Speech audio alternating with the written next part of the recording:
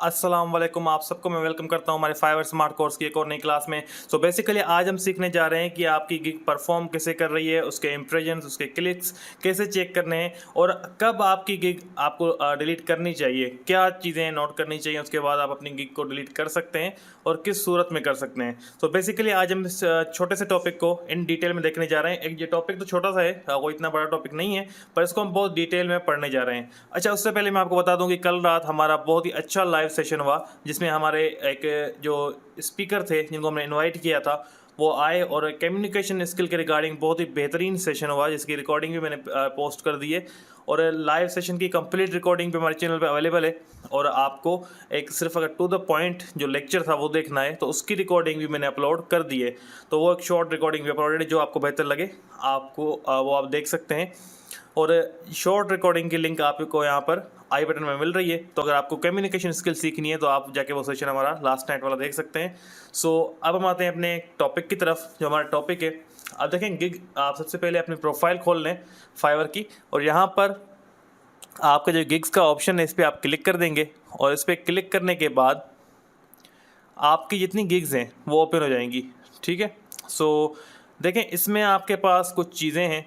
अगर आप इसमें देखें यहाँ पर गेट ब्रीफ्स $5, मैंने इसको ऑन नहीं किया हुआ इस ऑप्शन को। इसको हम कभी डिस्कस करेंगे एक अलग वीडियो में, फ़िलहाल मैं इसको डिस्कस नहीं कर रहा क्या है, पर इसको मैंने अभी ऑफ रखा हुआ है। उसके बाद है एक्सेप्टिंग कस्टम ऑर्डर्स। अगर आप कस्टम ऑर्डर्स एक्सेप्ट कर रहे हो तो इसको आप ऑन रखें, और ऑन रखना चाहिए आपको ये। ठीक है, क्रिएट अ न्यू गिग, यहाँ से आप गिग न्यू बना सकते हो, आपको पता है मैंने बताया था। इसमें आपकी जो पेंडिंग अप्रूवल, जिन गिग्स को अप्रूवल नहीं मिला वो इधर होती हैं, जिनमें मॉडिफिकेशन की ज़रूरत है फाइवर के तय चीज़ चेंज करो वो इधर होती हैं। और कोई गिग आपने अगर सेव नहीं की, पब्लिश नहीं की, हाफ में बनाते बनाते छोड़ दिए तो वो ड्राफ्ट में जाती है। और गिग अगर कोई आपकी डिनाइड हो गई है, फाइवर के रूल्स के या पॉलिसीज़ के खिलाफ है, तो वो इसमें जाती है। और गिग पॉज क्या है, अगर आप किसी गिग, अभी देखें आपकी ये गिग्स एक्टिव हैं, आप इधर जाके किसी भी गिग को पॉज करोगे तो वो पॉज हो जाएगी, वो इसमें आ जाएगी, और फिर जब उसको कंटिन्यू करोगे तो वो एक्टिव में वापस आ जाएगी। सो बेसिकली ये छोटी सी चीज़ें गिग के पैनल में मौजूद हैं। अब देखें यहाँ पर आपका सबसे पहला जो ऑप्शन है वो है इंप्रेशंस, आपके कितने आ रहे हैं, और उसके बाद क्लिक्स कितने हैं, और उसके बाद ऑर्डर्स आपको कितने मिले हैं और कितने ऑर्डर कैंसिल हुए हैं, कैंसिलेशन कितने परसेंटेज आपकी है। उसके बाद ये सब्सक्रिप्शन की डिटेल्स हैं। सो इसको फिलहाल हम डिस्कस नहीं कर रहे, जैसे कि मैंने बताया था कि ये लेवल 1 के बाद मिलती है, तो आप फिलहाल इसको छोड़ दें। सो इसमें आप देखें कि लास्ट 30 डेज़ की रिज़ल्ट अभी शो हो रही है। अगर इसको हम चेंज कर दें, और इसको अगर आप चेंज कर देंगे और 14 डेज़ कर दें, तो लास्ट 14 डेज़ की आपकी जो इम्प्रेशन, जो भी क्लिक्स ऑर्डर्स होंगे वो शो होंगे। उसी तरीके से आप लास्ट 30 डेज़ के भी चेक कर सकते हैं, लास्ट यहाँ पर 2 मंथ्स के भी चेक कर सकते हैं, और लास्ट 3 मंथ, लास्ट 6 मंथ तक आप चेक कर सकते हैं, जितने आपको चेक करने हो, कोई मसला नहीं है। मैं प्रेफर करता हूँ कि लास्ट 7 डेज़ को ज़रूर चेक किया करें। इसकी बेस पे ज़्यादा जज अच्छा होता है कि आपकी गिग कैसा परफॉर्म कर रही है पिछले दिनों से। अगर आप 14 डेज़ का देखेंगे या 30 डेज़ का देखेंगे तो उसमें आपकी गिग अच्छा ही परफॉर्म कर रही होगी, कि चाहे आपकी गिग रैंक में हुई और डाउन जाने लगी फिर भी वहाँ पे अच्छा शो हो रही होगी, क्योंकि वहाँ पे उनको पहले तो काफ़ी इंप्रेशंस मिल गए हैं, तो इस वजह से वो ऊपर शो रही होगी। तो वो बिल्कुल जब डाउन होगी तो आपको ज़्यादा पता चलेगा।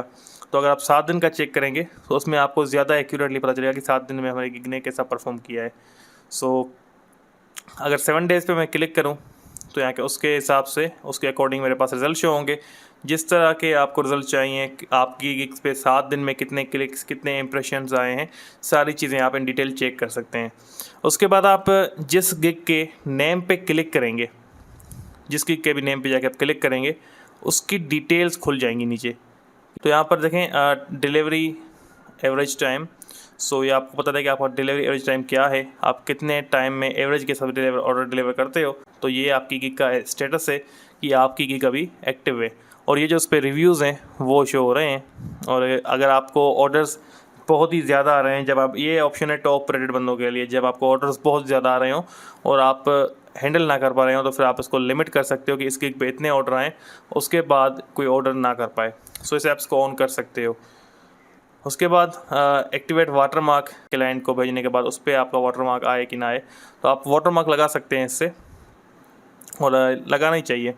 ये इसके इम्प्रेशंस शो हो रहे हैं, और इसके सेम तरीके से आप चेंज कर सकते हो। क्लिक्स अगर चेक करने हो इस लाइन के हिसाब से आपको पता चलेगा कि इस डेट पे कितने इंप्रेशन आए, इस पे कितने आए, इस पे कितने आए। और ये मेरी गिग बहुत ही लो परफॉर्म कर रही है आजकल, सो इस पे कितने आए तो ये आप चेक कर सकते हैं, ठीक है। और उसके बाद क्लिक्स की बात की जाए तो आपके क्लिक्स भी इसमें शो होते हैं कि क्लिक इस टाइम कितने आए, और ये गिग बहुत मेरी लो चल रही है।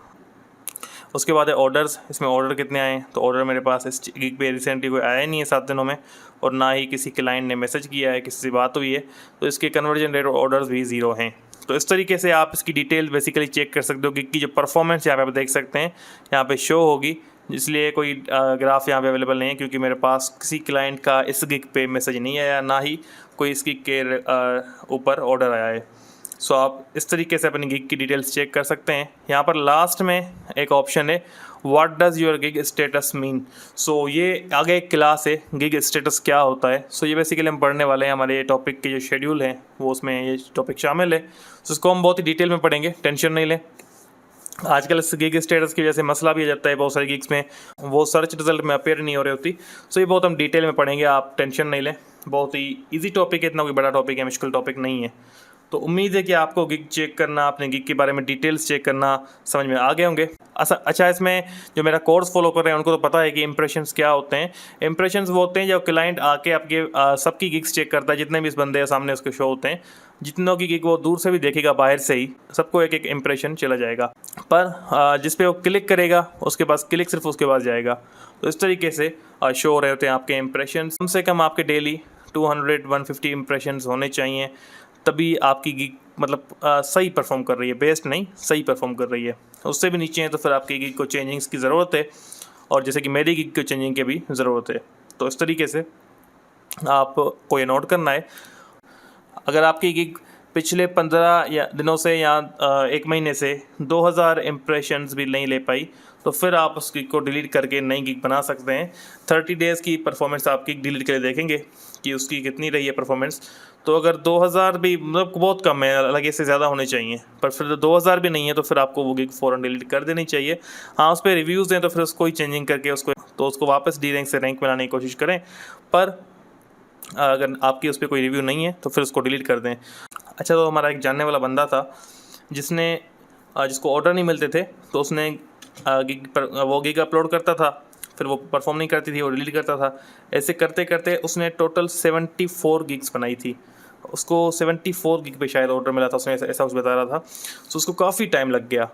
तो गिग्स को अपडेट करते रहना चाहिए। अगर उस पर परफॉर्मेंस नहीं आ रही तो उस पर चेंजिंग्स करनी चाहिए। हमारे यहाँ पे एक बंदे बनाते हैं 1 गिग और कहते हैं ऑर्डर नहीं मिल रहा। पहले तो 7 गिग्स बनाओ, उनकी परफॉर्मेंस सही नहीं है, उनको अपडेट करो। मेहनत करनी है, मेहनत के अलावा कुछ नहीं है। तो उम्मीद है कि आपको ये सारी चीज़ें बहुत ही ईजिली कवर अप हो गई होंगी। छोटा सा टॉपिक था, कोई इतना कॉम्प्लिकेशन वाला टॉपिक था नहीं, तो आपको ये समझ में आ गया होगा। अच्छा, मैंने एक और चीज़ सोची है, जो गिग स्टेटस वाली क्लास हमारे शेड्यूल में आगे है वो हम कल ही पढ़ लेंगे, क्योंकि कल हम गिग को एडिट करना सीखेंगे कि किस तरीके से हम अपने गिग को एडिट करें और वो डी रैंक भी ना हो, रैंक से आउट भी ना हो, ठीक है।